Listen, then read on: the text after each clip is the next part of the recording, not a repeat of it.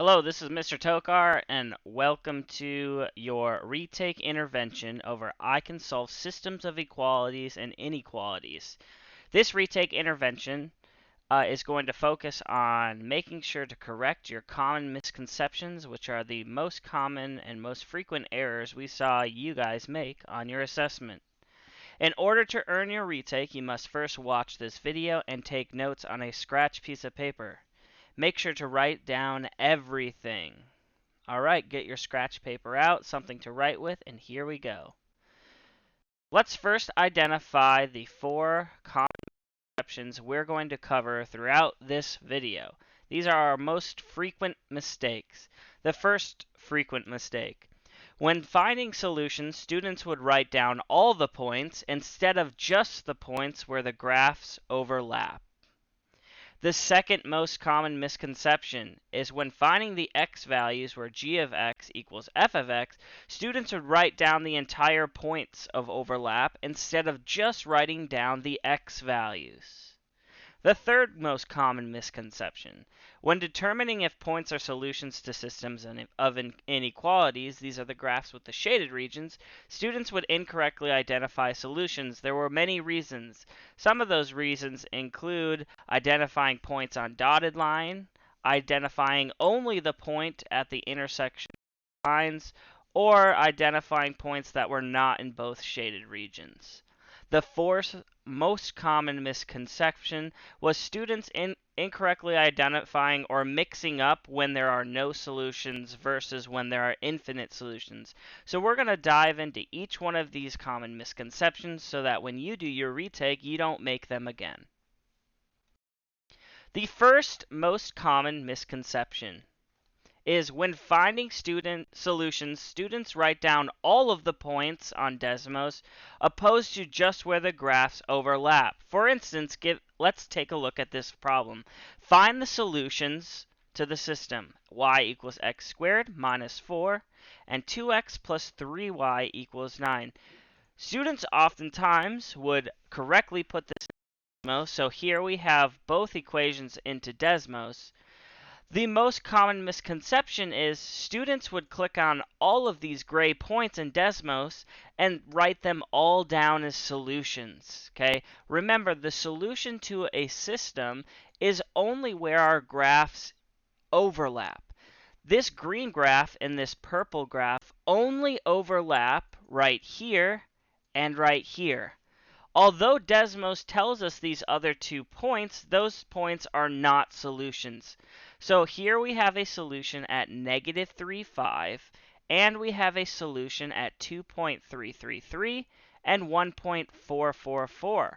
Now, on your assessment, sometimes the solutions are not pretty numbers, and we ask you to put them in exactly as we looked. So when you're asked to find the solution or solutions, you should write down these entire points. So we had a solution at negative 3, 5, negative 3, 5, and we had a solution at 2.333, 1.444. So let's write that down. 2.333, 2.333, and 1.444. Okay, this is what you would write down into Illuminate N when you were answering this question. Again, students oftentimes like to write down all of these points. They like to say that there are 4 solutions, but there is not. The solutions are only the points where green graph, the 2 graphs overlap, which were at negative 3.5 and 2.333, 1.444. Okay, so that was the first common misconception that students made. Let's go on to the second one. The second most common misconception, and this was probably our most made error on the test. When finding the x values where g of x equals f of x, students write down the points of overlap instead of the x values. When you see a problem that asks, for what values of x does f of x equal g of x? We are only asking you to tell us the x values, okay? For what values of x? We only want to know the x values of those overlap. The problem gives you then two functions and asks you to tell us when does f of x equal g of x. Well, just like before, you type in both functions into Desmos. So here we can see f of x is 2x minus 5, and g of x equals negative 1/2 x plus 5. Now the most common error we saw is we can see that this blue and red function overlap at the point 4,3. A lot of students wrote down the point 4,3 as their solution, or wherever their points of overlap, they wrote those down as their answer. Okay, but this problem asks for what values of x. We only want to know what the x value is, where f of x equals g of x. Well, that is at x equals 4, because our x is 4. So here our answer should have been x equals 4. Some things we saw you guys do is we saw students write down the entire point. So a lot of students wrote down the point 4,3, or they wrote down f of x equals 4, or g of x equals 3. G of x equals 3. Now we saw a lot of these answers, and these are all incorrect. We asked for what values of x. So you write x equals, and if we look at Desmos, that x value where our graphs overlap was at 4. X equals 4. Now if there were 2 points where they overlap, then you would have maybe x equals 4 and x equals where that other point of intersection is, or overlap. Okay? So when you're finding the x values where g of x equals f of x, remember, it should be x equals that number. Do not write down the point. Do not use function notation like f of x equals or g of x equals. That's incorrect as well. Okay, our third most common misconception. The third most common misconception was a variety of things, but it came into play when determining if points are solutions to systems of inequalities. Students would incorrectly identify solutions. So some of the major mistakes we saw was, 1, students wrote down solutions on dotted lines. So a lot of times students would tell us points were solutions and they were points on a dotted line. You have to remember dotted lines do not count as a solution because your point falls through the cracks and dies. So your points cannot be on a dotted line. Another one we saw were students only wrote down the point of overlap. And what I mean by that is if we had two graphs like this, and of course we had shaded areas because it's inequality, students would oftentimes only tell us that this is a solution. But you have to remember the solution to an inequality is any point that's in both color regions, so where the shaded regions overlap. It's not just where the lines cross, okay? There were many other errors, but I think these were 2 of the most common that we saw. So let's take a look at this problem. So which points are solutions to the system? So you would first plug in both of your inequalities into Desmos, making sure to put the less than or equal to or greater than equal to by pulling up the keyboard. And then you plug in your points either in a table, or you may have plugged in your points separately. Both work fine. Now, when making these points, we are looking for a couple things. We want to make sure they're in both the blue and the red shaded regions, and we also want to make sure to note if it's on a solid line or a dotted line, because solid lines count, whereas a dotted line does not count. So let's look at 1.54. Here's the point 1.54. A lot of students would write down that this is the solution and the only solutions because they think about system of equations where there isn't shaded regions. They're like, oh, this is where the lines cross, and they would write that down as their answer. Now, this is not a solution. The reason this is not a solution is it's on the solid red line, but it's also on a solid or on a dotted blue line. Because this is on a dotted line, it instantly is not a solution. This point is on the red, but it is not on the blue because it's a dotted line. So negative 1.54, this is not a solution. Okay, we saw a lot of students write this down as a solution just because it was the point where two lines look like they're intersecting. Okay, let's look at 0, 1. Here's the point 0, 1. 0, 1 is on the solid red line, and it's also in the blue shaded region. Now, one little secret is you can hide and unhide your graphs. So you want to be making sure that each point is in both regions. 0, 1 is in the blue, and it's also on the solid red line. So that is touching both the blue and the red. So 0, 1 is a solution. Check mark. Okay, next, 3, 7. 3, 7. Here's the point 3, 7. Already you should be thinking, hey, 3, 7 is on a dotted line.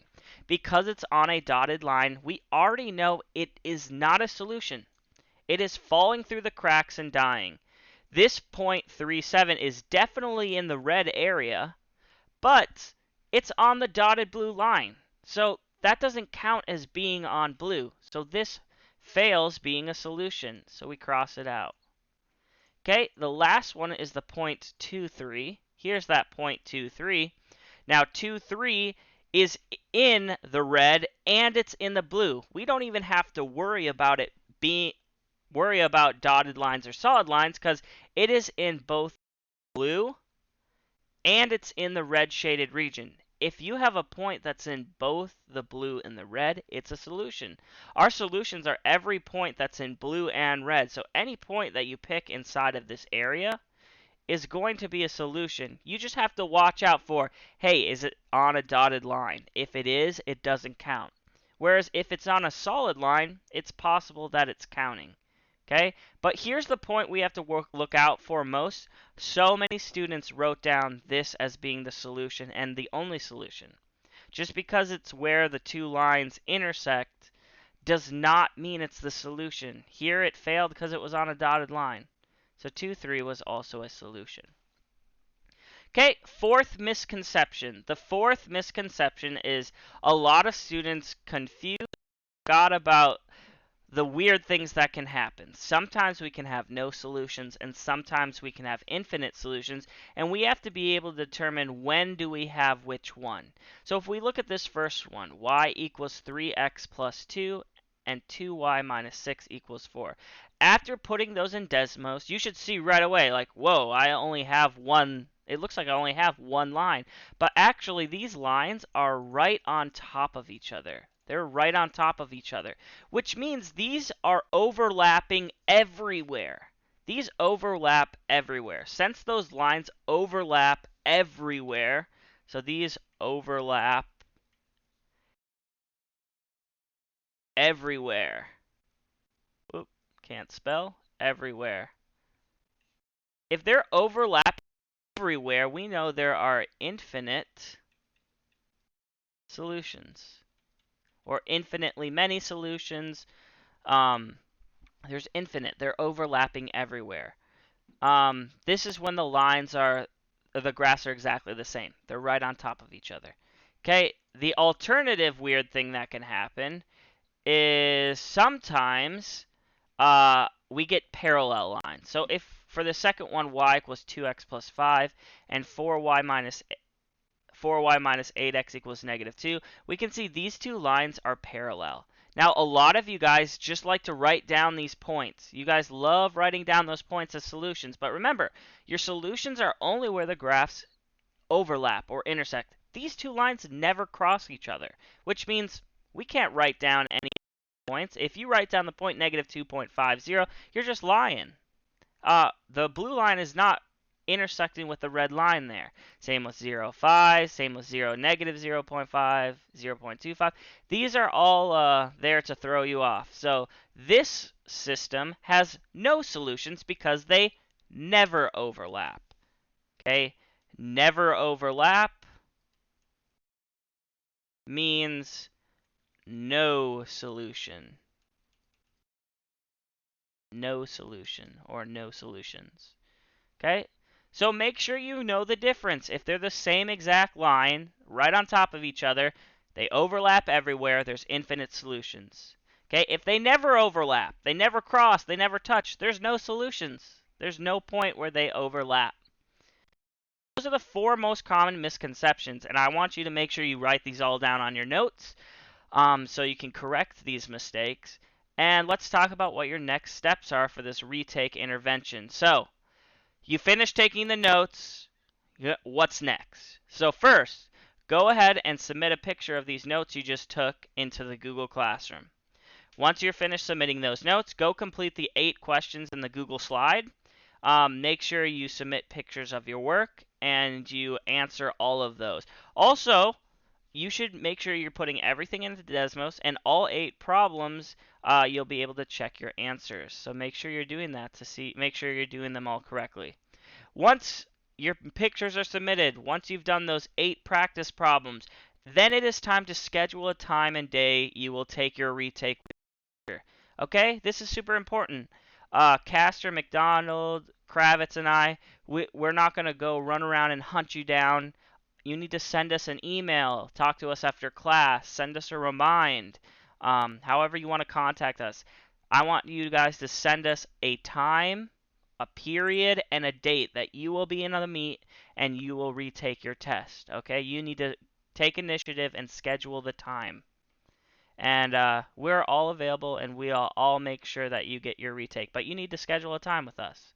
Once that's done, then we'll replace your NY or whatever grade you got with the new grade. Okay, good luck on those 8 questions. Make sure you hop in your teacher's Google Meets if you're getting stuck. This is about learning. It's not about getting a grade as fast as you can. It's about learning the material best. Okay, have a good one.